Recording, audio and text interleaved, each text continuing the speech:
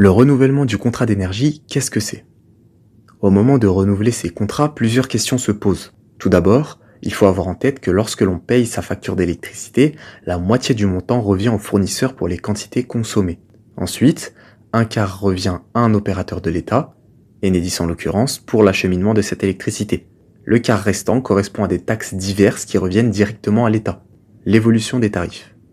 Lors de la souscription d'un contrat de fourniture auprès d'un fournisseur d'énergie, je négocie donc sur 50% de ma facture. Heureusement, nous avons actuellement des tarifs sur le long terme très bas, autant pour le gaz que pour l'électricité. C'est donc un moment opportun pour étudier sa souscription à un nouveau contrat sur la plus longue durée possible. La gestion de l'abonnement.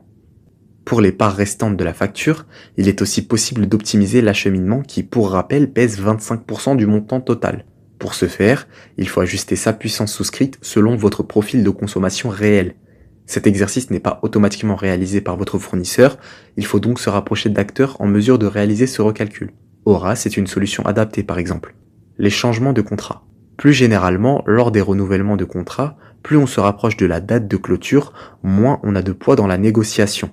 Il faut donc anticiper au maximum, sachant qu'il est possible de renouveler ces contrats plusieurs mois avant la date d'échéance pour bloquer des tarifs avantageux. Attention toutefois, si vous êtes pressé et que vous dénoncez votre contrat avant la date de fin, des pénalités seront appliquées et leur montant peut anéantir les gains d'un changement de contrat plus avantageux.